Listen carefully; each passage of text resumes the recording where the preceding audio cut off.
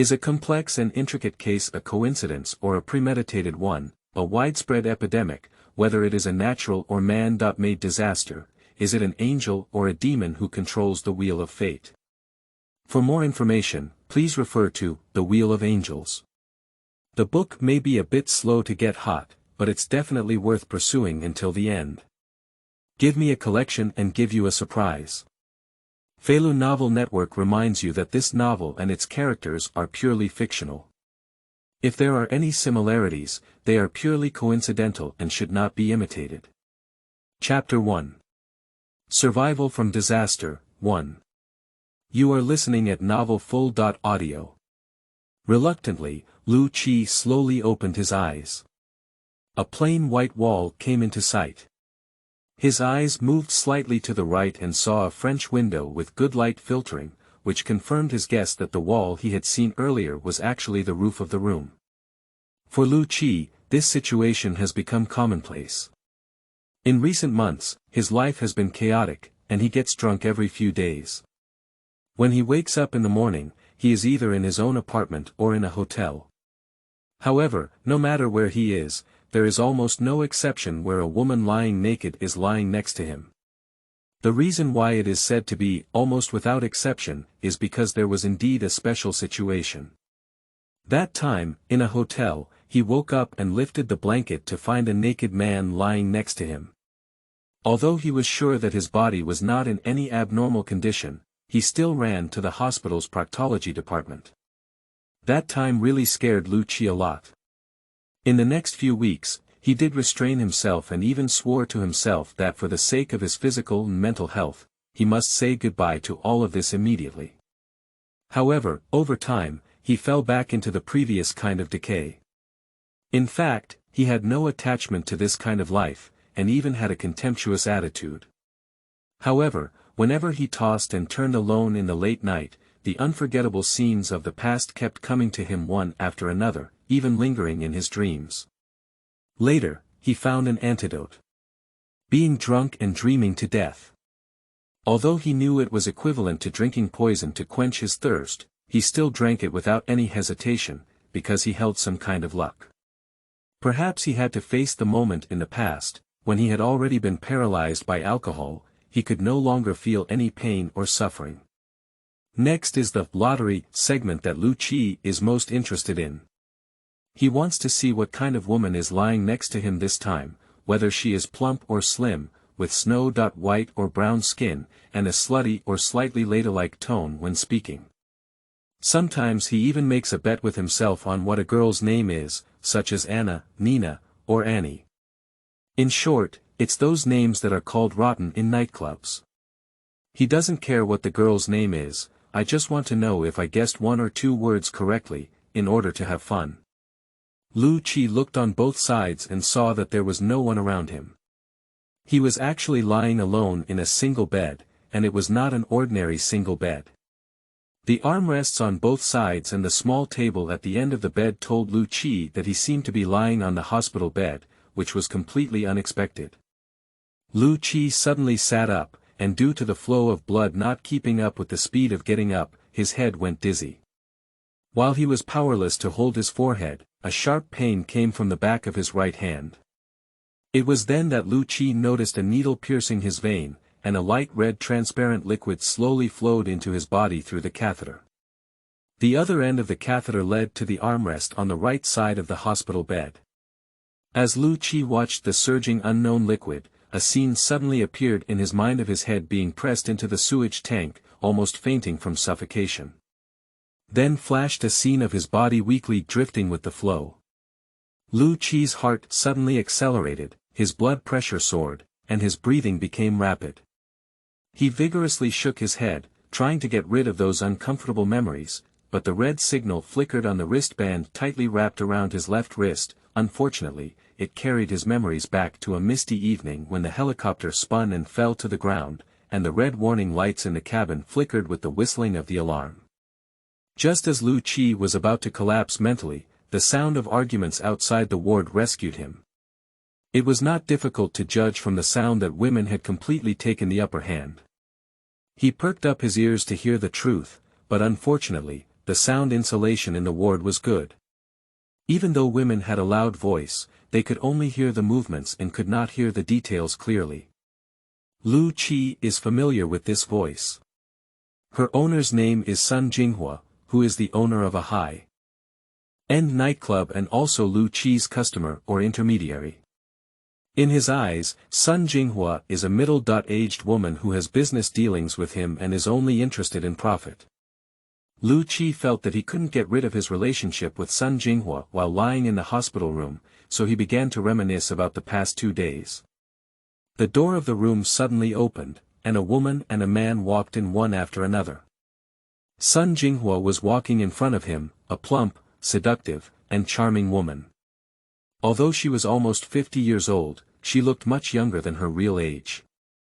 Although her hair was not as thick as the girl's, it was still dark and beautiful, her fair cheeks were flushed, and her full lips and round chin captured 70% of her sexiness.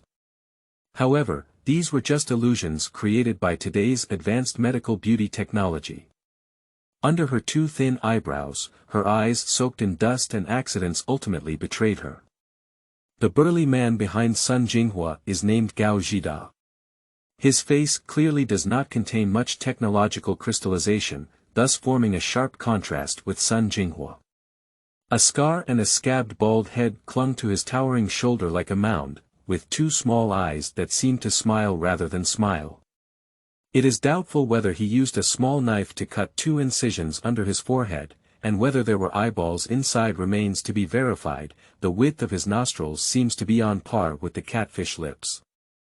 Although he has an ugly and rough face, he is not a simple-minded guy. Just like his name, this guy has a high IQ and is Sun Jinghua's trusted confidant.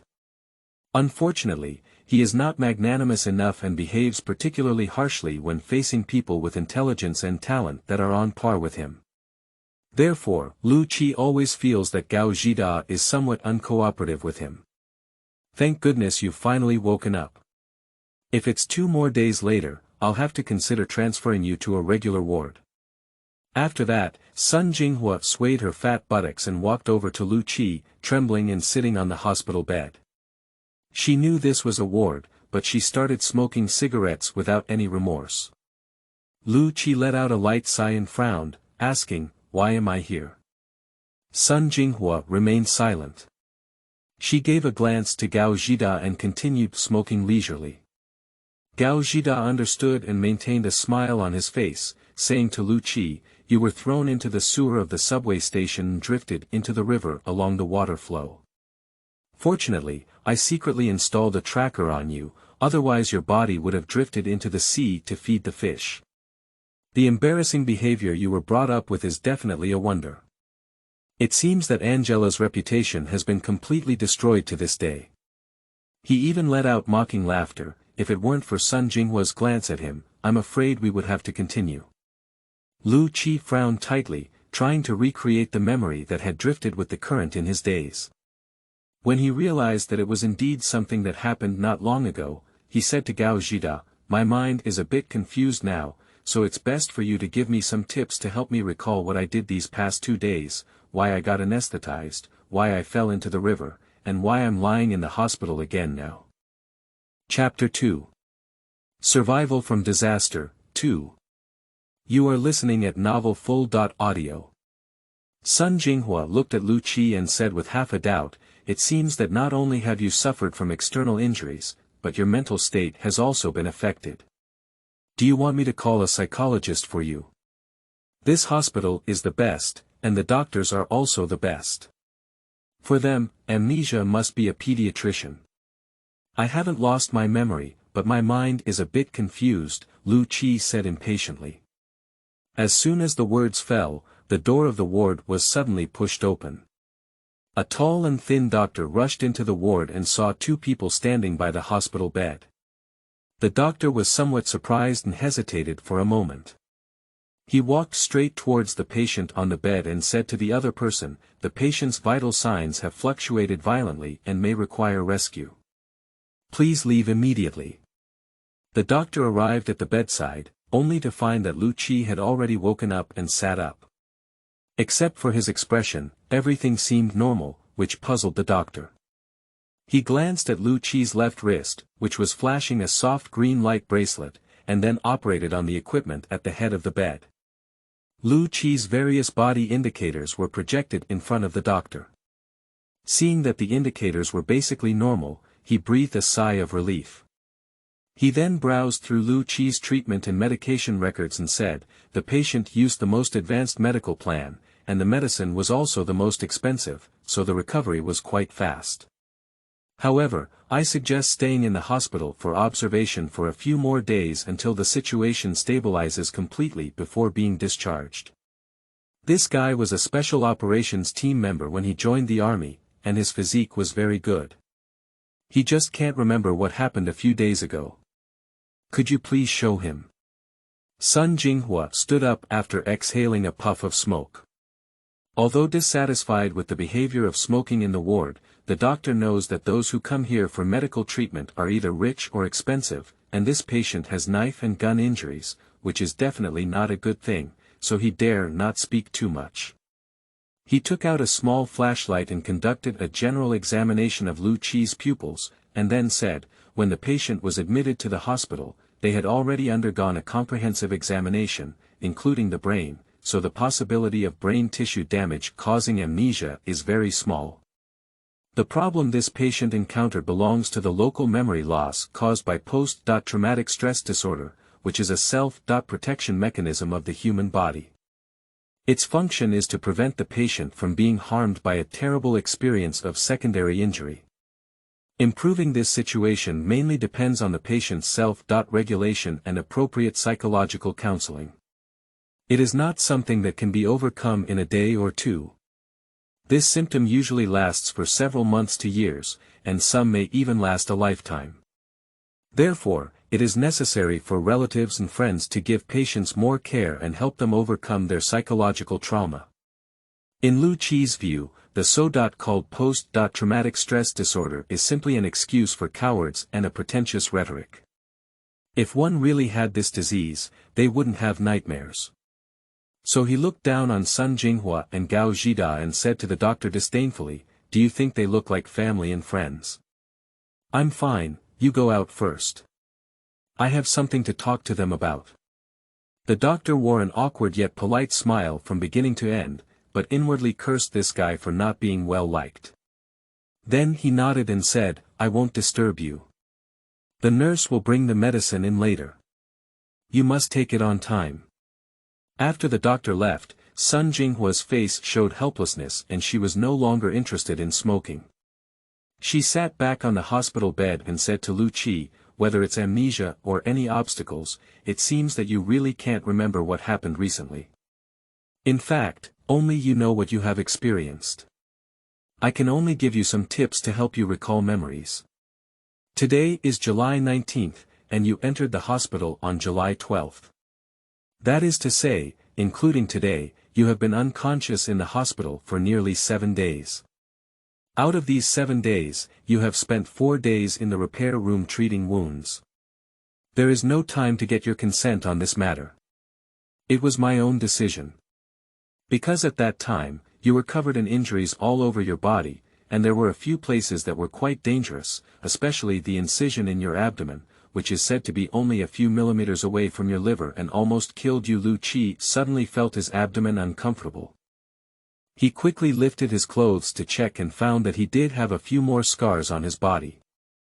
When he saw the diagonal scar on his right chest and abdomen, which was more than 10 centimeters long, a cold light flashed through his mind, followed by a scene of blood foam gushing out. Lu Qi remembered that he had indeed been stabbed, and it was a man in a brown jacket who had scratched him. He realized that his memory was gradually recovering, but it was not complete or clear enough, so he asked, "How do you know I was shot with an anesthetic gun?"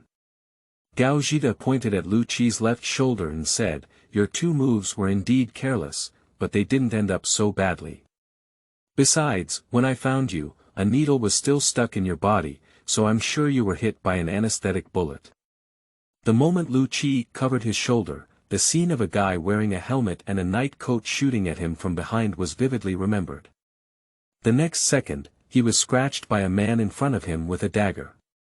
The thrilling scenes rolling in Lu Qi's mind repeatedly made him feel overwhelmed. He quickly took a deep breath to ensure that his heart rate remained relatively stable. How about it? Did you remember what happened that day? Sun Jinghua asked Lu Qi, seeing him silently lowering his head. He knew that he had probably remembered what happened that night. So he continued, that's the same thing. If it weren't for your lack of money, I wouldn't have taken on this crappy business. Now, it's good. If I hadn't made enough money, I almost threw you in. The worst thing is that my signboard was smashed. Oh, there's a situation I didn't inform you beforehand. The client this time is actually the police. Police? Lu Qi frowned and asked Sun Jinghua, do police still need to hire me to catch drug dealers? Sun Jinghua shook his head and said, this matter is indeed a bit complicated. As I said, that kid named Ji Chao is not easy. He became a big drug lord at a young age because his father was Ji Kun. Ji Kun. Lu Qi thought the name sounded familiar. That's right, you've been in the military before, and this name is familiar to you. Seeing Lu Qi nod, Sun Jinghua continued, besides, he's very careful and cautious. The police really have no way to deal with him. The ones who came to me for help this time are actually a few middle-level officials from the Anti-Drug Bureau. They want us to arrest Ji Chao for secret interrogation, obtain strong criminal evidence, and then file a public prosecution. Of course, you're only responsible for arresting people, and the interrogation is done by others. Those police officers are all poor, and it's already difficult for them to pay 1 million yuan. So I say this is at best a break-even deal. I said I didn't want to work for the police. Lu Qi was angry at Sun Jinghua's concealment. Sun Jinghua said indifferently, is there any difference? I told you earlier that I could get it done. Besides, you came to me on your own and said you urgently needed money and did all kinds of work. I know your rules, so I picked this order for you. Now that the business hasn't been completed, is it my responsibility? Lu Qi shook his head helplessly. Sun Jinghua was right, knowing that Guy's background would not directly help with the operation. Perhaps it was due to carelessness or lack of business skills. In short, the main responsibility for this failure lies with himself. Seeing Lu Qi's dejected expression, Sun Jinghua waved his hand repeatedly and said in a benevolent tone, forget it, this matter has already passed. I had a quarrel with the client outside just now, and I didn't ask for any subsidy for you. The final payment doesn't need to be considered, but I have already accepted the deposit of 500,000 yuan, and according to the old rule, it's 50.50. Lu Qi's mood has improved slightly. After all, this is the only good news he heard after waking up. Alright, I can rest assured that you're not dead. Take good care of yourself. If you're discharged, come to my store to discuss. Sun Jinghua said as she stood up and walked outside. As she approached the door, she stopped again and turned to Lu Qi, saying, friendly reminder, your medical expenses are all paid by commission. Including rescue, surgery, cabin repair, medication, and hospitalization expenses for the past few days, your commission may have been used up quite a bit. I heard that the nurses in the VIP ward are clever and not fuel-efficient lights. Be careful not to let them deceive you. Anyway, it's not advisable to stay here for a long time. Sun Jinghua said. Ran left the ward, and after throwing a disdainful smile, Gao Zhida also left the ward. The harmonious singing between the master and servant was truly nauseating. Lu Qi felt that these two guys were probably hoping for his death, so he rushed to anger him. Fortunately, he survived this disaster with great fortune, but in his current state of life, the meaning of living and dying is similar. Chapter 3 Survivors of Disaster, 3. You are listening at novelfull.audio. Lu Qi rubbed his cheeks and chin twice, and his stubble was a bit prickly. It is estimated that he has never cleaned up since the day of the accident. It is said that nurses clean the patient's body every day, so shaving is not within their scope of work.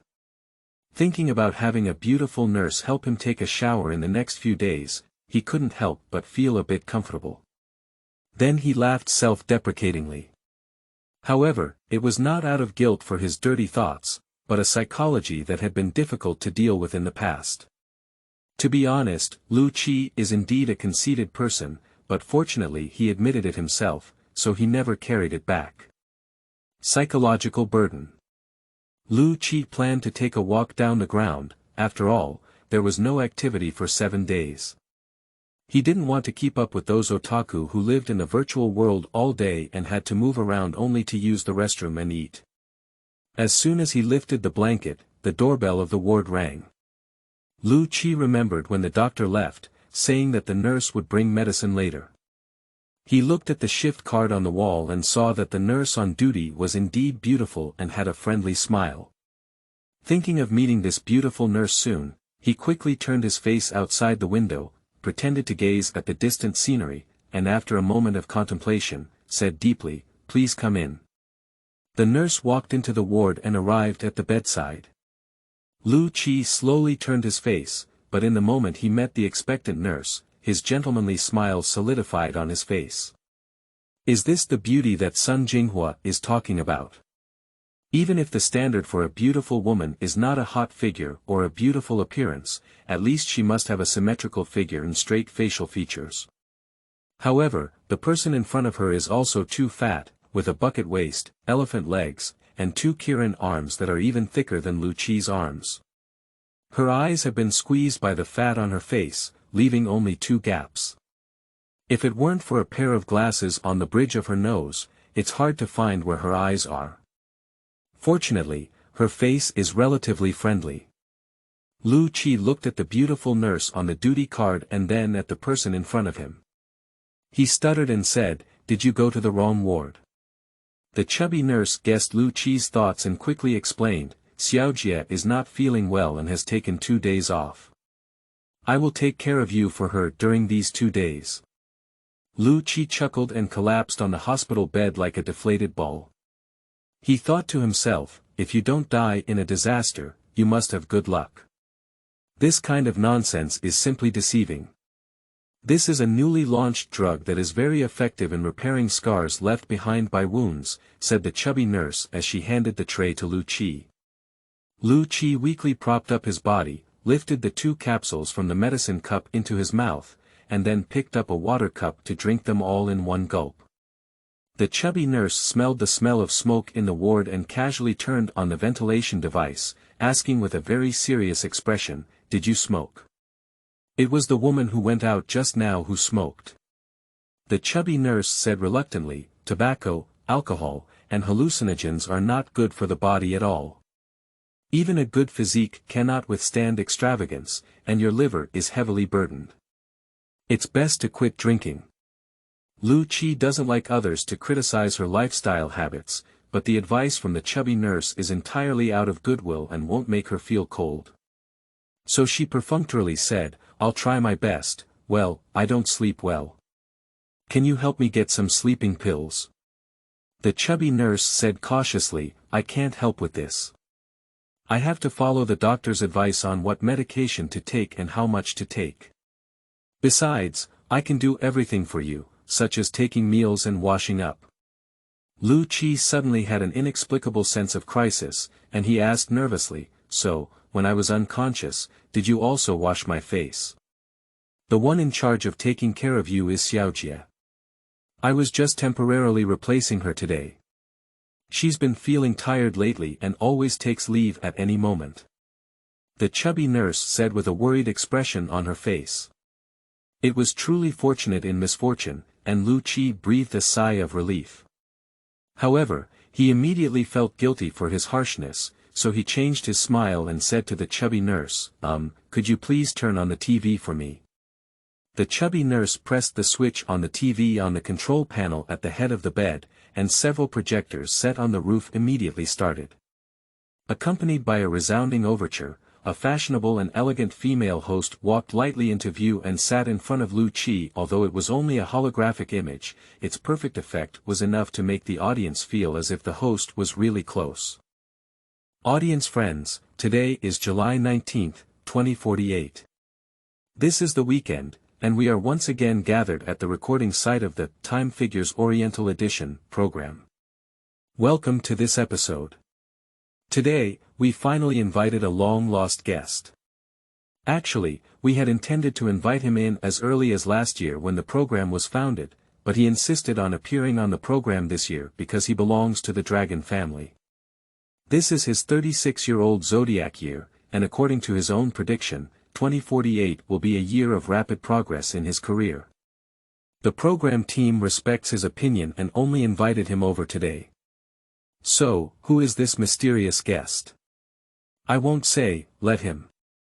Let's introduce ourselves to the audience. After the opening remarks, the photographer pulled the camera away and included the male guest sitting diagonally opposite the host in the frame.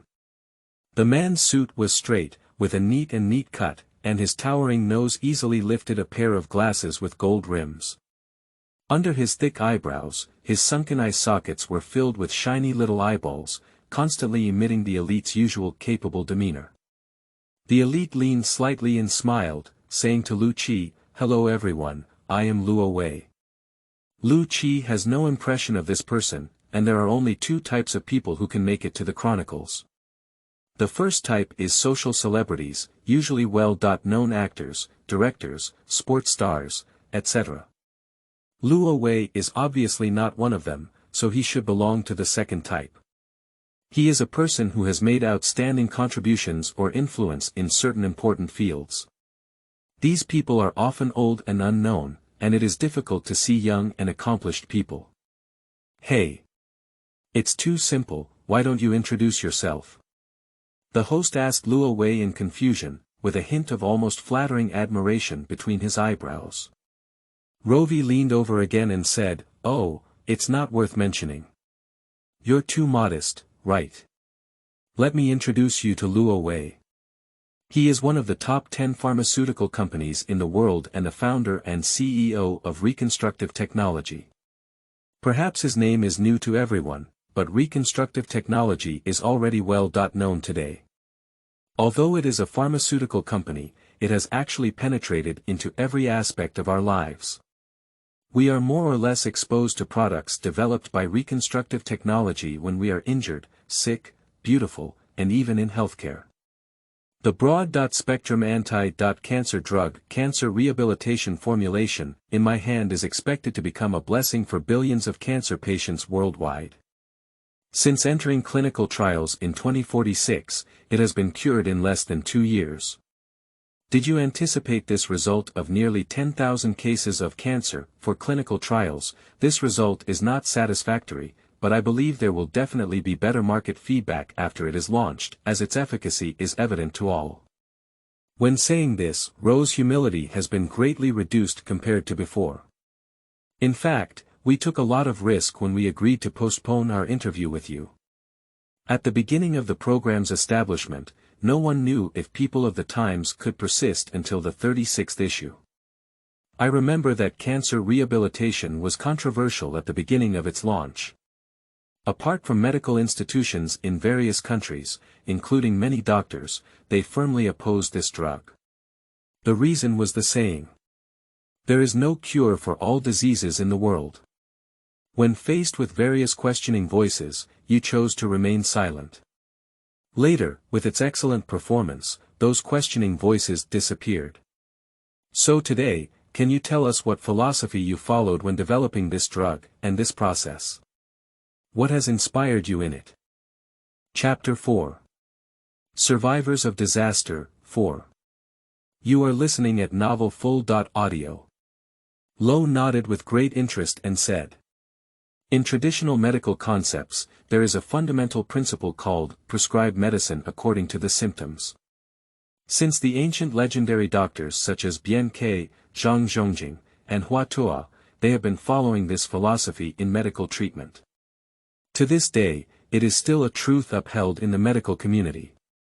I agree with the principle of prescribed medicine according to the symptoms, but with the development of medicine to this day, it has become a tight curse on drug developers. While people follow the principle of prescribed medicine according to the symptoms, they also default to it. A single drug should only target one or a type of disease, which makes it difficult for the development of anti-cancer drugs to break away from established thinking. The host asked in confusion, "This is the first time I have heard of this statement. Is there anything wrong with taking the right medicine for the problem? For people with enough creativity, this concept is definitely outdated. My inspiration comes from an old video from many years ago, where a slaughterhouse owner invented a machine for removing feathers from poultry. This machine is very interesting, as it can efficiently pluck chicken feathers, duck feathers, and goose feathers. In short, any type of poultry that is thrown in and taken out after a few seconds will have clean hair on its body." It was 2041, and it was in the early stages of our team's development of anti-cancer drugs. After watching this video, I thought to myself, although these three types of hair grow on different animals, they have extremely similar characteristics. So, do various cancer cells have common characteristics that can be utilized? We know that cancer cells are products of body cell carcinogenesis, which is actually a type of heterologous cell that can be seen as harmful waste in cells. Exclusion is a very strong self-protection mechanism in organisms. If we can reduce rejection reactions by taking medication, there must be a way to strengthen rejection. When rejection reaches a certain level, the cancerous cells will also become the target of rejection, which is the principle of cancer recovery and cure. It does not act on cancer cells, but on the body's rejection system.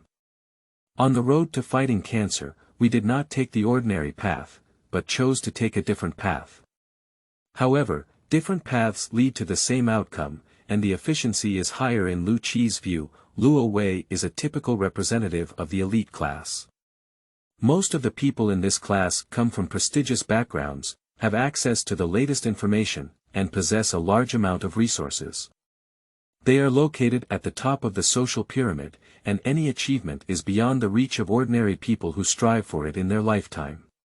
Perhaps out of jealousy, Lu Qi does not have much favorable impression of this CEO who reconstructs technology, but his words sound quite reasonable. This made Lu Qi a little unhappy, so he turned to ask the fat nurse, "Is this cancer recovery really so effective?" The chubby nurse nodded and said, "Well, this medicine does have a very obvious effect on treating cancer, but the side effects are also very strong. As far as I know, Ifukang is still in the clinical trial stage, but it has caused many medical disputes. However, reconstruction technology is wealthy, and its public relations and aftermath management are very good. To be honest, most of the drugs produced by reconstruction technology have great therapeutic effects. The drug you are taking is also produced by them." Lu Qi didn't expect that the seemingly silly and chubby nurse would have a deeper understanding of the problem, and couldn't help but feel ashamed of her superficial judgment based on appearance. "Mr. Luo, cancer rehabilitation is undoubtedly a highly effective anti-cancer drug, but its high price has also deterred some low-income patients. In fact, it is not only this drug, but also the products of reconstructive technology are generally priced higher than similar drugs on the market. There seems to be a saying in the patient circle that reconstructive technology only serves pharmaceutical companies that are wealthy, and some netizens have even left messages on social media. Chasing, in response to this statement on the path of seeking health, there should be no distinction between rich and poor. Rebuilding technology has completely entered the era of profit-seeking in the pharmaceutical industry, and we should take responsibility for the poor's poor inability to cure their illnesses.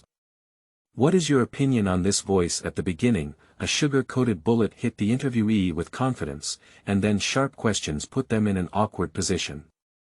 This is a routine used in interview programs, and of course, Ro will not be numbed by the host's previous flattery. He maintains a polite smile, "Speak calmly. I regret the extreme views of some individuals, and for those who are unable to seek medical treatment, I apologize. As a multinational pharmaceutical company, Rejuvenation Technology has 13 overseas offices located in multiple regions around the world and enjoys a good reputation in these regions, because we have always taken on the social responsibility of treating diseases and saving lives, and this is always our top priority. In addition, we also need to consider the interests of investors and shareholders. After all, developing efficient drugs requires a significant investment in costs, and capital will not favor us for no reason. They must receive certain returns. If we ignore these, I believe that re-engineering technology cannot go to where it is today. Of course, we have been working hard to make it affordable for all patients, but it will take some time. I hope everyone can give us more patience and understanding. Lu Qi sneered and pursed his lips. He never believed in these guys who were open-mouthed and obligated to shut up. They packaged themselves as righteous merchants in front of others and engaged in traitorous activities behind their backs. Such people are no longer rare. Just as he was thinking about it, Lu Qi's stomach suddenly started growling. It turned out that he hadn't eaten for a week now, relying solely on nutrient solution to sustain himself. His stomach was already empty, so Lu Qi touched his gambling capital in front of the chubby nurse and made a begging expression. The chubby nurse understood and immediately operated on the bedside console twice, projecting images of various delicacies in front of Lu Qi. Today's lunch is made by the best chef in our hospital. Is there anything that doesn't suit your taste? Asked the chubby nurse. Lu Qi's eyes widened. It was hard to believe that these delicacies carefully cooked from valuable ingredients were just daily meals in the hospital. After hesitating for a moment, he said awkwardly, do we have to charge extra for lunch? All of these are included in the hospitalization fee. The chubby nurse's smile easily resolved the embarrassment. Then let's take a share of everything, Lu Qi thought to himself. Most of the cost of VIP wards is probably spent on meals, and now even hospitals are starting to imitate the hotel's business model. Okay, take a break. I'll bring my lunch in 20 minutes, said the chubby nurse with a light step as she left. There was only Lu Qi left in the ward. He turned off the TV and lay back in bed. He had to take advantage of the rare quiet time to reorganize and review what had happened this month, especially the business that almost killed him 7 days ago. Chapter 5. Mishandling, 1. You are listening at novelfull.audio. 7 days ago, in the back alley of the mortal world. Lu Qi's empty eyes stared blankly at the night sky, staring at the moon persistently wanting to sprinkle moonlight onto the ground. Lu Qi admitted that his current situation was completely paying for the decadent life of the past year. Unfortunately, when he realized this, he had fallen into a situation where he couldn't even pay 3 months of rent. He always believed that he was just a bit decadent, far from the level of self-abandonment. Watching the drunkard lying in the alley, Lu Qi once again warned himself that the status quo must be changed. He would never become one of these useless people. That's why he dressed as a waiter and stood smoking in this dirty alley. In fact, Lu Qi is squatting here, weighing the lighter in his hand, hoping that the target will appear tonight. He has been squatting here for 2 weeks, and the 1-month deadline is about to pass. Please don't misunderstand, the place where he is squatting is not this dilapidated alley, but this comprehensive entertainment venue next to the alley. The mortal world. This matter has to start from a month ago when Lu Qi, forced to make a living, took on a business of binding people from Sun Jinghua. As for why the nightclub was involved in this business, that is another story. Let's first talk about Lu Qi's situation. He used to be a soldier and had to leave the military due to various reasons. Later, he made a living by handling personal affairs. Some people called them private detectives, but many of their actions violated the laws of their country. Therefore, in this country, private detectives are a gray profession. However, it is also because of their special information channels and unrestricted behavior that some, physical people, the things that are inconvenient to do become their business, and finding, tracking, debt collection, and catching traitors are all within their service scope. Therefore, these marginalized figures have only a little survival space left. However, this industry has a considerable income, and those with strong business abilities are even more profitable. Lu Qi is one of the top performers, and his strong watch can now complete tasks that others find difficult to complete, such as kidnapping. Lu Qi has taken on similar businesses before, but he has his own principles and will never interfere with law-abiding people. The goals of those previous business deals were all despicable and unscrupulous, so he never carried a debt of conscience. This time, the target is a drug dealer named Ji Chao. He doesn't take drugs, but he has a passion for gambling. He comes out every other day to play. Although he is very vigilant, he is still being watched by Gao Jida's eyeliner, and confirms that it is this mortal world that he often haunts. So Sun Jinghua uses his contacts to arrange Lu Qi to settle in this hotel, and also seeks a position of deputy manager for him to get familiar with the environment. When it comes to this ordinary hotel, one cannot help but mention its anecdotes. The owner is a big brother in the martial arts world, and after giving birth to a child, he bravely retreated and opened this hotel to earn some retirement money. The main business of the hotel is not guests, but entertainment. At the beginning, the business was lukewarm, so this big brother suffered a lot. He decorated the casino with extravagance and recruited many socialites, but everything had little effect, which made the big brother very distressed. Fortunately, having a son with excellent character and education made him feel a little relieved. In order to prevent his son from getting involved in social habits too early, he sent him to study abroad early. In less than 2 years, this sensible young master also came to add trouble. It turned out that he had met a foreign girl during his study abroad period.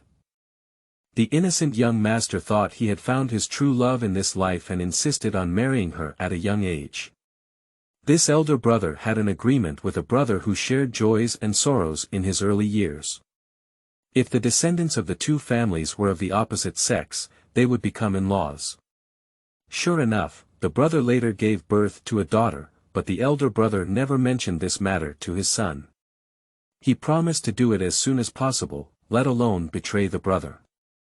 Therefore, he tried his best to obstruct his son's cross-border relationship. In order to prove to his father that his choice was correct and persuade him to change his mind, the young master insisted on bringing his girlfriend back to China. The foreign girl knew that the young master's family was wealthy, so she used all means to tightly control the other party.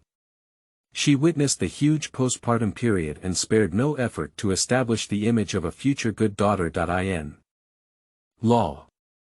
For this, she also learned a few sentences of Chinese and knelt down in tears, pleading with her elder brother to complete it.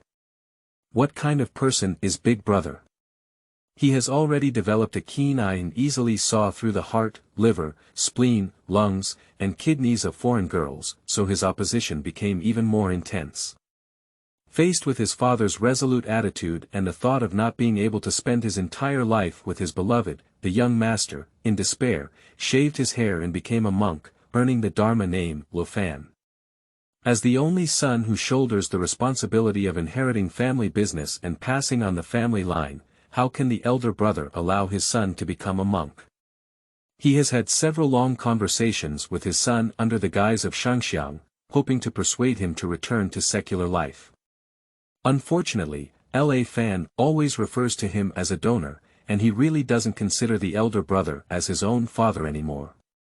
The elder brother had no idea for a moment, so he entered the incense market again and formed a good relationship. However, he couldn't persuade his son back. In the end, he had no choice but to promise that as long as he was willing to return to secular life, not to mention marrying a foreign wife, as long as he could have children, he would also accept marrying an alien back home. The elder brother thought that his son wanted this sentence, but when his goal was achieved, he would give up. Unexpectedly, ordinary monks really have a Buddha-like nature.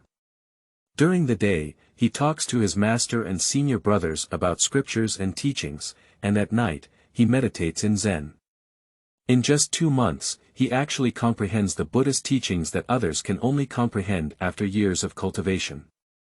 On the last meeting, L.A. Fan told his elder brother that he had already passed away from all worldly affairs and was now just a pure ascetic monk.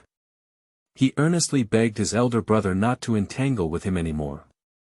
The elder brother scolded his son for being ruthless, cried a lot, and left angrily. He never came to the door again, and Quan Dang's son, who had been raised for 20 years, died in a tragic accident. He could only have another son to inherit the incense. As the saying goes, an old hero is like a beam, with 1,000 miles in his mind. The older brother's demands are not high, let alone 1,000 miles. He can persist for dozens of miles, so he adjusted his form and put on the battle again. Surprisingly, he regained his former glory, which made the frail and sickly sister-in-law suffer from the pain of losing her son suffer. Within 2 days, she was admitted to the hospital and cried and made to become a monk. Having suffered continuous setbacks, my elder brother's head turned white overnight. Looking back on the past, if he had not vehemently opposed his son's marriage, how could he almost end up with a broken family today? It's really too late to regret. Big Brother has a clever ghost under his command, who has been a loyal follower for many years. As a loyal confidant, how could one not help Big Brother solve problems?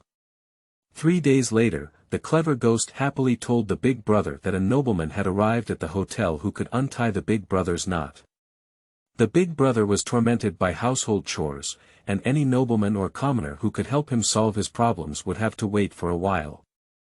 Upon arriving at the hotel, the clever ghost led his elder brother straight to the second underground floor. As soon as he stepped out of the elevator, he heard the most luxurious private room at the end of the corridor bustling with excitement. Although all the private rooms here had been soundproofed, they could not isolate the sound of cheers and cheers. At the same time, girls dressed in revealing clothes kept coming and going in and out of the private rooms, their faces beaming with joy, as if they had encountered a century-old enemy.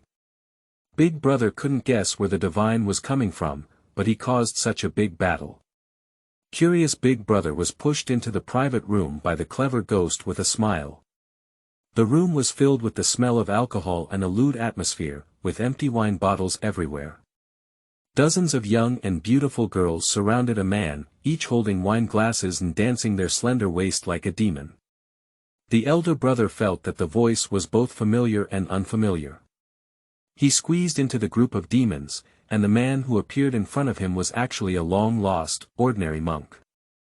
However, he was not wearing a robe, but a colorful nightgown. The prayer beads on his neck and wrists had also turned into gold chains and watches, and he was holding a microphone instead of a wooden mallet.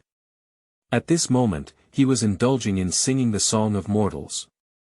The elder brother was stunned for 5 seconds, drank a big drink, and then happily joined the grand party. He knew that the person in front of him was his beloved son whom he had been missing for a long time. Although it was very different from before, as long as he didn't go back to the meditation room or recite sutras wrapped in a broken robe, he didn't care what he did. The good news quickly spread to my sister-in-law's ears. Her waist was no longer sore, and her legs were no longer painful. A cart jumped up from the hospital bed and drove to the hotel. The family of 3 celebrated the beginning of their new life with great fanfare. It turned out that after the smart ghost stole Liaofan from the temple, he directly took it back to the hotel run by the eldest brother. He gathered the best girls in the store to accompany him to have fun, invited famous chefs to cook the famous Buddha jumps over the wall, and took Fan to experience the gamble that cost a lot of money. In short, within 2 days, he saw the extreme of vulgarity in the world, what foreign girlfriends, what monks' rules and regulations, and in less than half a day, they were all thrown out of the sky. When the clever ghost asked the young master, "Do you still want to continue being immortal?" The answer he received was, "Who is immortal?" This wealthy young master has come to a complete realization at this moment. He has not even experienced the mundane world before, and how can he see through it? It is truly arrogant and ridiculous. Those who use this as a reason to become monks either do not know what the mundane world is, or are dissatisfied with their desires but unable to do so. Those who truly see through the mundane world are all ordinary people. How can they be separated from this colorful world? From then on, he never mentions becoming a monk again and jokingly refers to himself as my extraordinary being. The symbolism is that, I am just an ordinary person. In order to remember those absurd days, this hotel was also renamed as the mortal world. This incident spread widely, and the hotel's business flourished from then on. This anecdote has a sequel. It is said that the abbot learned that Fan had not been able to resist the ideological corruption of the mortal world, and was so angry that he vomited blood in the middle of the night. His eldest disciple, Liaochen monk, sympathized with his master and hated his junior brother for not being up to par. Therefore, he volunteered to go down the mountain to advise his junior brother. Wu Yifan saw that his senior brother was not kind, and ordered more than 10 chest gods and evil spirits to besiege him. After more than 10 years of cultivation, his senior brother collapsed in just half a minute. After attacking here, no one was sent to the temple again. Chapter 6. Misconduct, 2. You are listening at Novel Full.audio. Lu Qi looked at his watch, and it was close to 8 p.m. His goal for tonight might not appear. He shook his head again helplessly, lamenting that it has been difficult to make a living these days. As the 1-month deadline approached, he didn't even see the shadow of Ji Chao. I wonder if the client would be willing to extend the deadline for a few more days. After 10 months without work, Lu Qi's fists and feet have become a bit sluggish, but he has been sharpening his gun in the face of adversity. 2 weeks ago, he started doing recovery training, and his belly fat has indeed decreased significantly. He lifted his foot and kicked the can off the ground, causing it to stumble and roll to a motorcycle parked at the alley. Lu Qi recognized that it was Bia's newly launched model. The Silver Silk EX, with a shiny gray-white paint surface, you can see the outline of the car clearly from a long distance. The hotel has an underground garage where guests park their cars, and only hotel waiters and chefs occasionally park their cars in the alleys. However, this new car is valuable and is available in limited quantities, so it is not something that can be obtained at a reasonable price. I don't know why the car owner parked his car here and casually hung his helmet on the handlebar. Lu Qi often rides for a ride when he has nothing to do, so he is half a motorcycle enthusiast.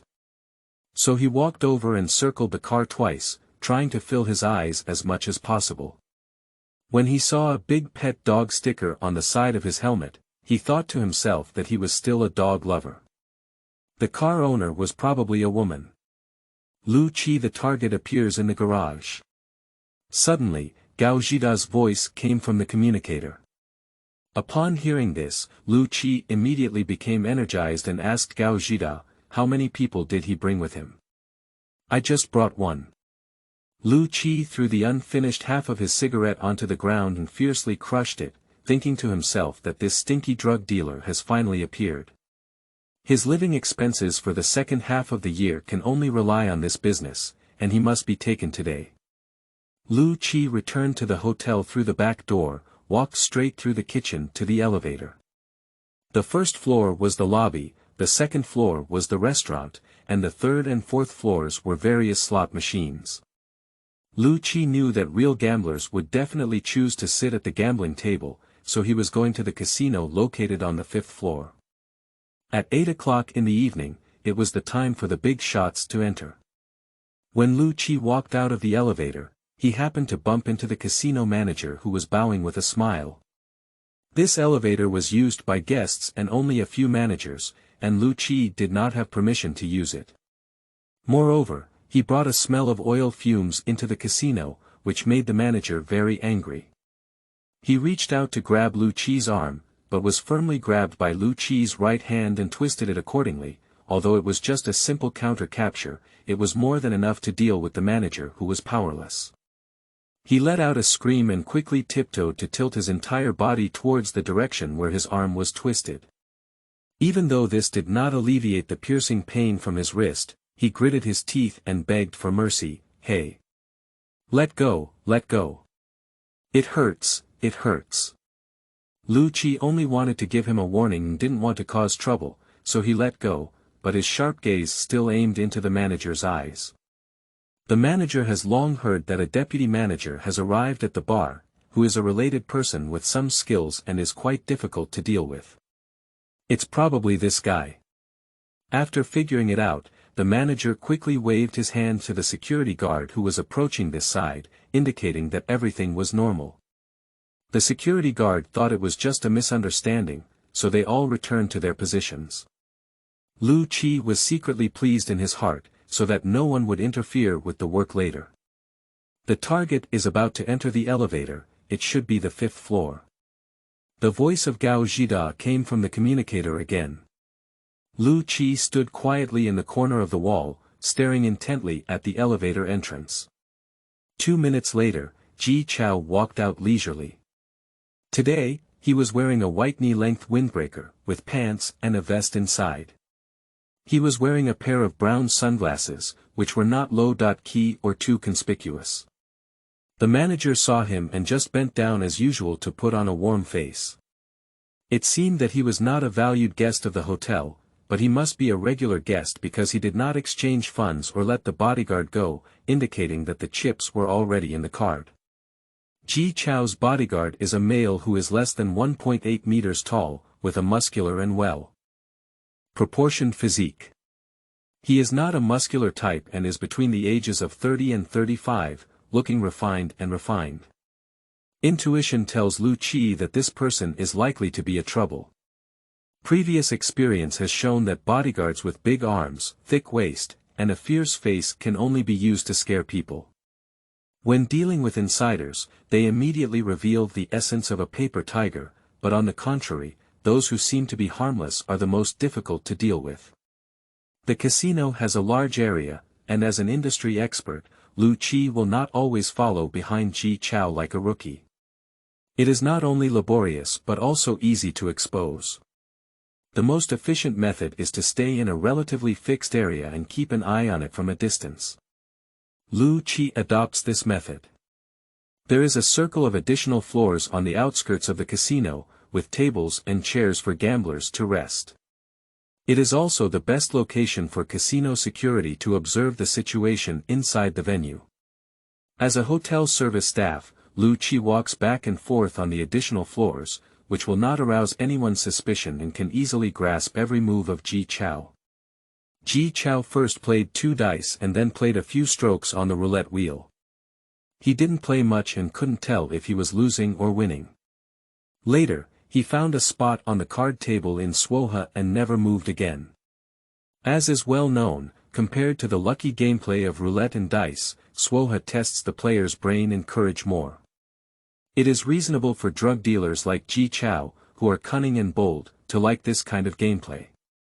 It has been proven that Ji Chao is indeed very good at Soha. For half an hour, he sat at the card table, and the guests at the table changed wave after wave like passing a horse lantern. Only one stubborn tycoon insisted on winning a game, and the chips in front of Ji Chao had already doubled several times. Although the chips were holographic projections rather than physical objects, the visual effect was still quite stunning, which attracted many gamblers to watch. It also adds considerable difficulties to the work of bodyguards. Lu Qi saw that the time was ripe, so he immediately started the next step of work.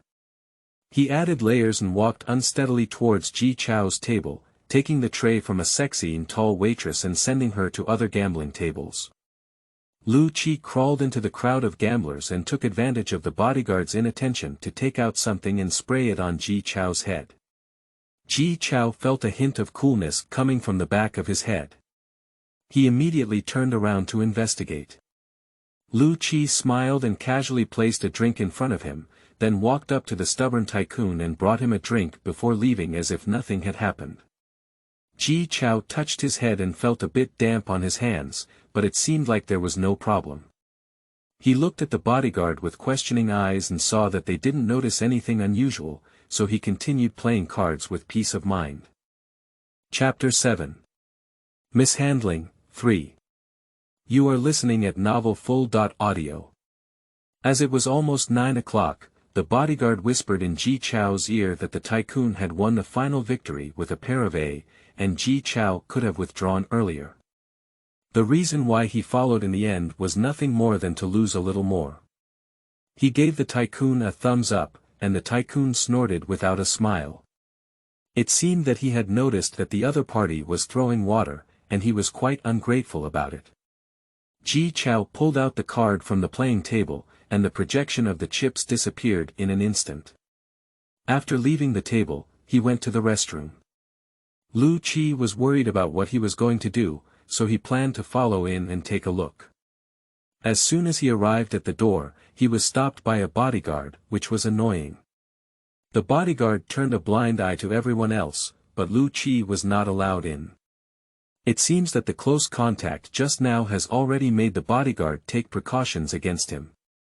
Lu Qi had no choice but to put on an inexplicable expression and wait at the door.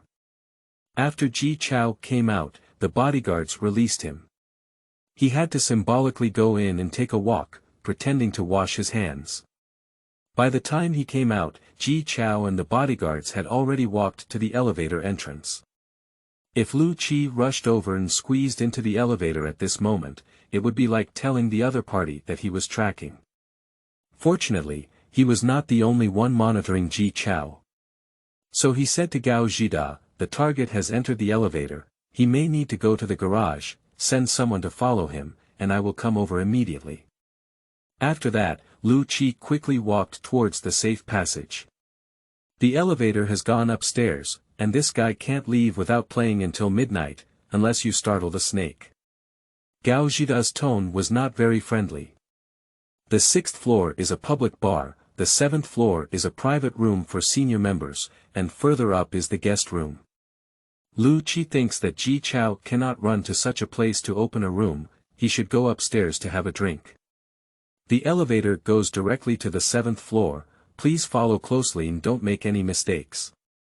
The voice of Gao Zhida came from the communicator again. Lu Qi flew to the 7th floor.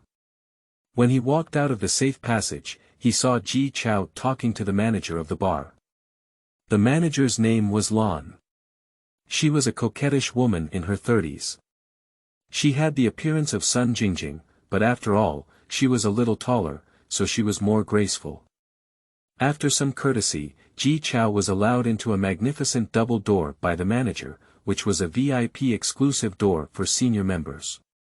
Inside were several independent private rooms where wealthy and influential officials played, and tips were always generous. Therefore, the hotel regarded working here as a benefit, rewarding those old employees who had worked in the hotel for many years. Therefore, even if Lu Qi was the deputy manager, he was not qualified to enter. It is said that for anyone, it is a gateway to a new world, where only guests can imagine and there is absolutely nothing that girls cannot do. After Ji Chao and the bodyguard entered, Lu Qi walked over and asked Alan calmly, "Who was that person just now?" "I'm not a regular customer, I don't know who it is. I came here once before and it was someone else's treat," Alan said disdainfully. The enthusiasm from earlier has disappeared at this moment, and this industry has been around for a long time. In the end, it will become two-faced and three-faced, with a smiling face in front of her and a snobbish eye behind her. However, she admires Lu Qi quite a bit. If a man has a bit of pride, a bit of rashness, and extraordinary skills, it is easy to win the appreciation of women. In Alan's opinion, Lu Qi is not someone who is willing to work as a waiter in the hotel. There must be some reason why he has to temporarily stay here. He may be feeling down now, but he will never remain silent. When the time comes, he will definitely do something earth-shattering. Of course, Alan's evaluation of Lu Qi is also related to his relatively handsome appearance, as this is still an era of facial recognition. Who is so generous, treating guests here? Lu Qi continued, wondering who Ji Chao was in contact with. Aaron felt that Lu Qi's curiosity was a bit excessive, and she said with some displeasure, "If you don't serve the guests well, just serve me well. I might tell you as soon as I'm happy." Lu Qi sneered and said to Alan, "Hi, you know everything about me. I really can't handle it. Damn it, you don't even deserve to be a fag." The two of them were chatting when the elevator door opened again. A white, chubby, and lucky-looking 40-year-old man walked out from inside. He was dressed in a mink fur coat, wearing a complete set of python-patterned suits. He wore crocodile leather shoes on each foot, and on his neck, wrist, and 10 fingers, he was either yellow gold or precious stones.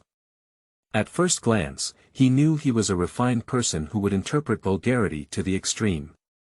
Just now, Alan, who was full of pride and coquettishness, immediately rushed forward like a godfather. She was so moved that she couldn't help but cry or laugh, and only said with tears in her laughter, "Thank goodness, Brother Fan, you've come. If we don't come again, I and the girls will die lonely." Fan Gu casually glanced at Alan's slender waist and said disapprovingly, "Cut, I see you're quite moisturized." He saw a strange face waiting not far away, so he pointed to Lu Chi and asked, "I haven't seen this young man before, new here?" Alan glanced at Lu Chi and casually said, "Oh, the newly recruited deputy manager has only been here for half a month." Upon hearing this, Fan Gu chuckled and said, "Oh. No wonder you're so moisturized. You're about to open the harem." With that, he gave Alan a hard grip on her plump buttocks, causing her to emit waves of coquettishness. After laughing, Alan leaned into Fan's ear and whispered, "You're really here today. We've just developed a few new gameplay methods here, which are fresh and exciting. Once we launch them, they will definitely be a popular project. We're waiting for you to come and taste and guide us. Is there something new? What are you waiting for? Hurry up and arrange it, ha ha ha." Fan Gu laughed as he walked towards the door leading to the new world. As Lu Chi watched the two of them disappear into the new world, he thought to himself that the wealthy man known as Fan Gu must be the legendary Wu Yifan. Seeing him today, he was truly extraordinary. Not long after Fan Gu entered, two sturdy waiters walked into the hall one after another. One was holding two large cages tightly covered in wine-red velvet cloth, while the other was pushing a small car. A larger cage was placed on the car, which was also covered with velvet cloth. In addition to the cage, there was also a leather suitcase on the car. The two of them delivered the things into the new world like delivery. When Lu Chi first saw this scene, he was very puzzled. What could be underneath the velvet cloth? It should be a bird or a beast, otherwise there was no need to lock it in a cage. A young man solemnly told him that the things inside were much more fierce than birds and beasts, all of whom were living sisters. Guests loved to experience the pleasure of taming the wild the most. The large suitcase contained props used to tame women, and as for what kind of tricks could be played, it all depended on the guest's self-cultivation and imagination. Lu Chi knew that this kid had never entered a new world before, but it was likely that he was just talking nonsense based on his imagination. As for whether the person in the cage was a beast or a human, he would not trust anyone until he witnessed it with his own eyes. Chapter 8. Mishandling, 4. You are listening at novelfull.audio. In the past hour, guests have been coming and going one after another. Although Ji Chao and his bodyguard have never appeared, the car he is riding in has always been in the garage. Although Lu Chi is anxious, he still has confidence in his heart. He knows that Ji Chao can repeatedly escape the pursuit of the police and must have the skill of escaping the shell of a golden cicada. However, Mo Gao is 1 foot tall and Dao Gao is 1 foot tall. In order to see through Ji Chao's trickery, Lu Chi has prepared a special pair of glasses for himself. He was certain that the door leading to the new world in front of him was a necessary way to enter and exit the exclusive area for senior members, so as long as he stayed here, he wouldn't lose his target. So he sat on a sofa far from the door, which not only allowed him to observe the guests coming and going, but also avoided excessive eye contact with them. As it was almost 11 o'clock, the door opened again and Alan helped Fan Gu return from the new world. Although Fan Gu had a tired expression on his face, he still maintained an excited mood and had some unfinished thoughts. As he walked, he said to Alan, "These two projects are indeed novel enough, but the scale is not large enough, especially that one. The relationship between humans and animals is not yet complete." Alan chuckled and immediately corrected, "That's the end of the human-animal relationship." "You're too funny, right?" "Well, yes, humans and beasts. The relationship between humans and beasts is not over. I think there is still potential for further exploration in this project. Beasts are wild enough, but after being tamed, they are still a bit lacking in meaning. If the contrast between before and after can be even greater, then they will completely experience the pleasure of conquering wildness.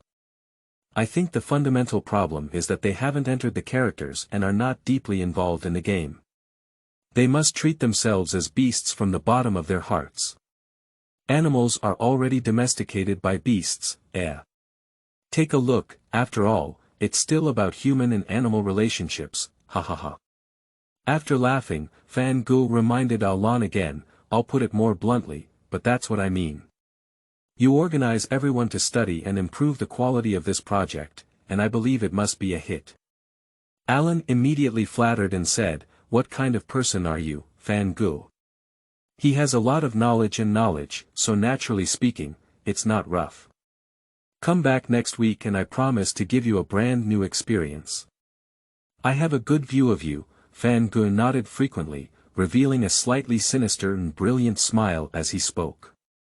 Lu Qi sat on the distant sofa, listening to the conversation between these two people.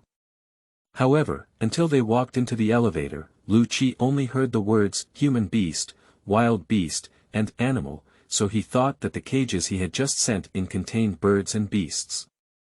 Not long after, Alan returned and finally breathed a sigh of relief after seeing off Fan Gu.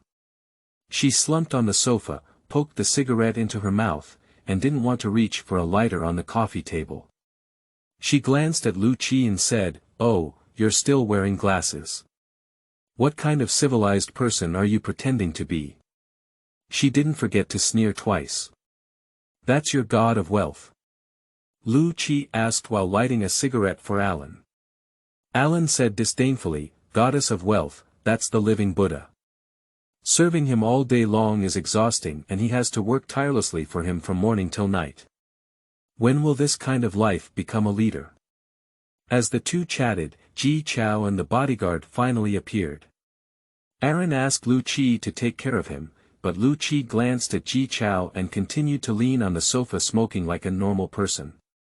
Aaron was so angry that he couldn't kick him, so he had to stand up and see off the guests himself.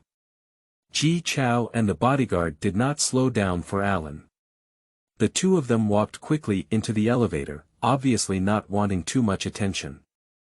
Soon, the voice of Gao Zhida came out from the communicator again, the target has entered the garage, and the car is ready for you. It's parked in parking space B59. That's a double, really Ji Chao is still upstairs, Lu Qi replied. Gao Zhida said disapprovingly, stand-in. Why do you say he's a stand-in? I think he's Ji Chao. I said yes, but I don't have time to explain to you now. Lu Qi's tone made Gao Zhida very unhappy. He warned, what exactly do you want? The deadline is coming soon. If you can't catch anyone tonight, be careful not to eat your bag.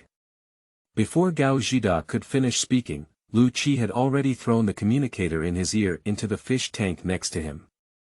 Although it was certain that the person who had just left was Ji Chao's substitute, Lu Qi still felt a bit uneasy. At this moment, he kept asking whether Ji Chao was still in the hotel.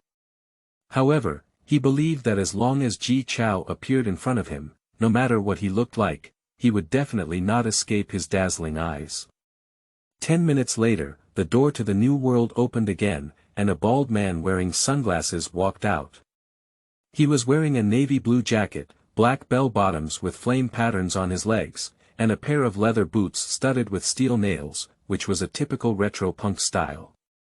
Although it was very different from Ji Chao's casual attire, Lu Qi did not relax his vigilance because the bald man and Ji Chao were somewhat similar in height. Although the gait is not as steady as Ji Chao's, it gives people a feeling of lack of coordination. As the bald man was about to enter the elevator, Lu Qi noticed a green mark on the back of his neck. He immediately took off his glasses and looked again, and the green color disappeared. Lu Qi chuckled inwardly. Ji Chao, this cunning guy, was actually dressed up as a punk youth. Unfortunately, he was not a very skilled actor, and his head had already been marked with a spray. This spray can emit infrared light with a wavelength greater than red, which cannot be seen with the naked eye. Lu Qi was wearing a special filter that can convert the infrared light emitted by the spray into green visible light. Although Ji Chao has taken off the wig with spray, there is still a part left on his neck. This bald punk is Ji Chao's disguise. Lu Qi quickly got up and followed Ji Chao, pretending to be eager to ask, "Did you still have fun, sir?" Ji Chao pursed his lips and said nonchalantly, "It's just a matter of carelessness. You might as well go to the casino to play 2 games, as it's the easiest time to be blessed with good luck." Ji Chao sneered and said, "Is that right? Forget it, I'm not interested in gambling." After that, he pressed the button on one level. On the first floor, Lu Qi leaned slightly and said, "Looking forward to your visit again." However, he only gave up Ji Chao from the elevator and did not follow him. When Ji Chao walked confidently towards the main door, Lu Qi quickly pressed the button on the B1 floor. On the B1 floor, Lu Qi took off his shirt and rushed into the cleaning room. He dug out another outfit from the box in the corner of the wall. He quickly took off his suit, which was already wearing a pair of sports pants, changed into sports shoes, and buttoned his duckbill cap before running towards the front door of the hotel. Along the way, he put on his pre-prepared gray baseball jacket, and in 60 seconds, he changed from head to toe. My identity has also changed from a hotel manager to a sports youth. When Lu Qi ran outside the main entrance, Ji Chao had just walked out of the hotel. His green head, shining like a beacon, pointed Lu Qi in the direction of tracking. Chapter 9. Mishandling, 5. You are listening at Novel Full.audio. The Fanfu Grand Hotel is located in a bustling red light area, and 11 p.m. is the most abundant time for nightlife. The colorful neon lights are vigorously casting colorful colors into every corner of the street. The seductive and sexy female public relations staff are not stingy with their looks and do their best to showcase their charm, hoping that customers will come and visit their hotel. Although Ji Chao's unconventional punk style is eye-catching, PR and pimps have no interest in him. Experience has shown them that these extremely unconventional-looking guys are often gangsters. Although they have strong personalities and are prone to impulsive consumption, they don't have much money in their pockets. Sometimes, they make a big fuss all night, and the next day when they settle the bill, they realize that they are the rolling knife meat who wants money but doesn't have a fatal one. Those civilized people who wear suits and ties and look low-key and stable are exactly the targets that PR are most willing to target. Although they are cautious and rational, once they get drunk, they completely let themselves go. After a cool and unrestrained time, they wake up from a dream when facing exorbitant bills. However, most of them are cowards, and with a little intimidation, they have to honestly take out their savings or let relatives and friends bring money to help others. If they can't fill the hole, they can only sign an agreement to donate some human tissue. In contrast, Lu Qi, dressed as a sporty young man, is more attractive than Ji Chao. However, he moves in a hurry and has a focused expression. At first glance, it is clear that he is not here to have fun. The PR people who want to promote him are mostly discouraged by his sharp eyes, but there are always a few ignorant fools who will hit the gun barrel. As she passed by a small clubhouse, the heavily dressed madam immediately shamelessly pressed up and said, "Oh my, this young man seems to be a kind-hearted person. In our store, the wine beauties are even more beautiful. Come in and take a look," the madam said as she piled up a standard smile for customers. Of course, Lu Qi would not pay attention to the madam. Even when he was idle, he would not patronize such a deserted nightclub. Besides, there was something important to attend to now, so he lowered his hat and quickened his pace. The business hardly opened all night, and the madam was also feeling frustrated. Seeing that the business of delivering children to her doorstep was about to go bankrupt, she simply hugged Lu Qi's arm, dragged him into the store, and licked her face, saying, "What's the shame of you, little brother? Come here. Sister has already arranged everything. You just need to pay and leave the rest to the girls." Lu Qi saw the madam advancing every inch, so he lifted his arm and threw her away. The madam was wearing high heels and stumbled back 2 steps, sitting on the ground with her waist almost folded. Although the madam was weak, her mouth was not at a disadvantage. She pointed at Lu Qi's back and cursed, "You're crazy, you dare to come here and wander around with your poor appearance. I'm Ba." After speaking, she turned to the thug behind her who was watching the scene and shouted, "What are you staring at? Go ahead and ask him to compensate me for my medical expenses." The 2 thugs exchanged glances and chased after each other. One of them reached out and grabbed Lu Qi's shoulder. Unexpectedly, he seemed to have eyes growing behind his head. As soon as the thug's fingertips touched his shoulder, Lu Qi's right shoulder suddenly collapsed, and the aggressive thug pounced on him. The unexpressed momentum led him forward, and Lu Qi seized the opportunity. He raised his right arm and sent a hand knife, which struck the thug's throat without bias. Although Lu Qi only used 10% of his strength, it was enough to cause huge damage to the weak vocal cords and bronchi. The thug only felt a sharp pain in his throat, and he felt difficulty breathing when he wanted to take a breath. He wanted to moan but couldn't make a sound, and his face turned red and his eyes were filled with stars. The other thug was a slippery person, thinking that it wasn't him who was at a disadvantage, so he couldn't afford to get into this tough situation. So he pretended to take care of his injured companion. Although the madam cursed incessantly, neither of the 2 thugs wanted to provoke Lu Qi anymore and wished he could leave quickly. This episode did not substantially interfere with the tracking operation, and the green bald head remained within Lu Qi's field of vision. At this moment, Ji Chaojing was standing in front of an automatic vending machine, and Lu Qi slowed down his pace and pretended to be walking around. Ji Chao took out a box of cigarettes from the machine, but instead of leaving immediately, he lit one while looking around. Lu Qi saw Ji Chao looking towards this side, so he had to pretend to move forward as if nothing had happened. As Ji Chao had seen his face before, Lu Qi turned slightly to the other side and naturally used the brim of his hat to cover his face. Ji Chao smoked leisurely, seemingly unaware of anything unusual.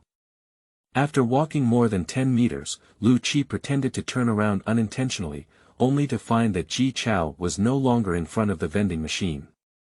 He immediately looked around and saw no sign of Ji Chao. "Not good, we're lost." Lu Qi was surprised in his heart. Did Ji Chao find it difficult to escape? How else could a living person disappear without a trace in just a few seconds? Lu Qi noticed a small alley sandwiched between 2 hotels not far from the vending machine, so he immediately ran towards the alley. Sure enough, a blurry figure was walking unsteadily towards the other end of the alley. Seeing the green mark on the back of the person's head, Lu Qi breathed a sigh of relief.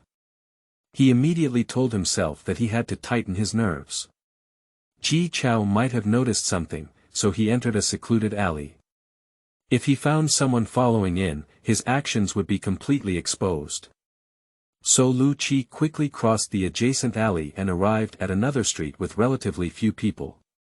He found that Ji Chao had just stepped onto the escalator leading to the subway station, and Lu Qi followed closely behind him into the subway station. At this time, Ji Chao had already passed the ticket gate, and Lu Qi had no time to buy a ticket, so he had to turn over and cross the gate. The uncle in charge of maintaining order turned a blind eye to ticket evasion behavior. A closed-eye attitude. For an international metropolis, public transportation is the artery that maintains urban vitality.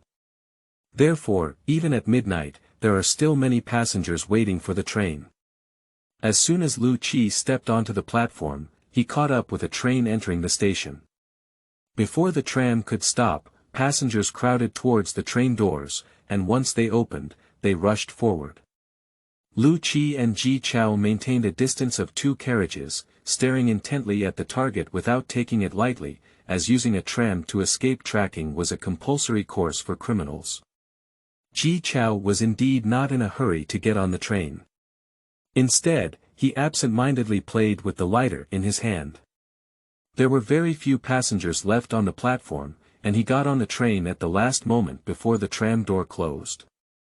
Lu Qi expected Ji Chao to do so, but he did not get on the train with him, let alone wait in advance.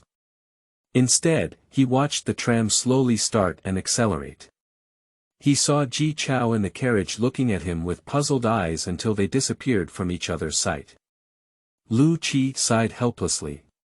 He knew that exposure to such a cunning guy would happen sooner or later, so he needed to find a suitable way to take action as soon as possible. The location and timing, and the top priority is not to let go of this tram. Chapter 10. Mishandling, 6. You are listening at novelfull.audio. The tram was about to leave the platform, and Lu Qi jumped up to the rear of the car. It was a platform exclusively for vehicle maintenance and could not enter the interior of the carriage, only leading to the roof. Lu Qi's goal was to keep up with the target. Whether it was inside the carriage or on the roof was not too important, but it was not easy to hide steadily on the top of the carriage at a speed of nearly 100 km per hour. Fortunately, there was a device connecting the suspension rail on the carriage that could be used. The tram that drove out of the platform quickly accelerated to over 80 km. Lu Qi squatted on the roof and struggled to move towards the sixth carriage where Ji Chao was located, facing the strong wind. Although the bowl of rice he had eaten was indeed risky, it was beyond his capacity to break into pieces if he didn't pay attention. Lu Qi felt it was necessary to renegotiate the price with Sun Jinghua. As soon as he thought of this, his duckbill cap was blown off, and he instinctively turned back. The hat had already flown several tens of meters away, and after 2 seconds, he couldn't even see his shadow. Lu Qi warned himself to focus on dealing with the things in front of him, and it was not too late to consider the division of tasks after capturing Ji Chao. The tram arrived at the next station in just 3 minutes. In order to avoid causing any disturbance and causing panic, Lu Qi had to lower his body to scan the platform. There were only a few passengers getting off, and Ji Chao's figure was not among them. He was probably still in the carriage. To ensure safety, after the tram closed the door, Lu Qi carefully hooked his foot on the handle of the roof and leaned out to peek into the carriage. Ji Chao's shiny bald head was right under his nose. He leisurely crossed his legs and stared at the boy across from him in a very unfriendly manner, making provocative gestures from time to time. The child's mother dared not provoke this rogue-like guy, so she silently comforted her restless son. The boy pouted and stared at Ji Chao indignantly. This stubbornness aroused Ji Chao's desire to win. He intensified his use of various expressions and actions to intimidate the boy, trying to force him to bow his head and admit defeat. He quickly achieved a decisive victory. The boy suddenly widened his eyes in fear and quickly shifted his gaze away from the direct gaze. This exaggerated reaction inevitably left people puzzled. Ji Chao turned to look back, seeing a lingerie advertisement playing on the screen outside the car window. The model dressed in revealing clothes kept scratching his head, and a disdainful smile appeared at the corner of his mouth. He thought to himself, this little brat is just so successful. The fact is not so. The young boy is already an experienced driver and wouldn't be distracted by just a sexy model. He was shocked because he saw a person hidden on the roof of the car. Fortunately, he was clever enough, and thanks to the lingerie advertisement, Lu Qi's whereabouts were not exposed. The train arrived at the next station, and the boy's mother hastily pulled his son out of the carriage. Curiously, the boy turned back to look at the roof and saw that the person was still squatting on the roof. He then walked happily and lightly towards the ticket gate, believing that the strange person on the roof would teach the annoying bald head a lesson. The tram traveled for 2 more stops, and as soon as it entered the platform, Ji Chao stood up from his seat, clearly indicating that he was about to get off. On the empty platform, there were only a few scattered people waiting for the train, and there were very few passengers getting off. Stepping out of the carriage, Ji Chao did not immediately walk towards the ticket gate, but stopped to observe every person coming out of the carriage. Even though the carriage door was closed, he still monitored the slowly starting tram. At this moment, Lu Qi was still hiding under the suspension rail on the roof. He knew that Ji Chao would not leave until he watched the tram leave the station. It was obvious that the other party was still highly vigilant and could no longer hide. So he jumped off the roof before the tram left the platform. The staff immediately ran over to inquire about the situation, and only when they approached did they realize that the person in front of him was emitting a terrifying aura. The words on his lips were hard to swallow, and he didn't want to cause trouble, so he quickly retreated far away. Lu Qi no longer concealed his whereabouts and intentions. With a sharp gaze and a stern expression, he told Ji Chao. "If I keep an eye on you, you won't have to run away." Ji Chao leaned over and glanced at Lu Qi with the corner of his eye. He didn't know who the other person was, nor did he remember any interaction with him. However, he was accustomed to being followed by others. His intuition told him that he had been followed since leaving the mortal world, and his repeatedly successful technique of removing the shell of the golden cicada was eventually exposed. His opponent this time was probably not an ordinary person, at least not comparable to those incompetent police officers. For Ji Chao, this is not bad news because his employer doesn't care about the life or death of such people. If he can't do it, he will pay a deposit.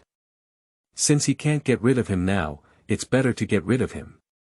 Thinking of this, he took a step towards the ticket checkpoint.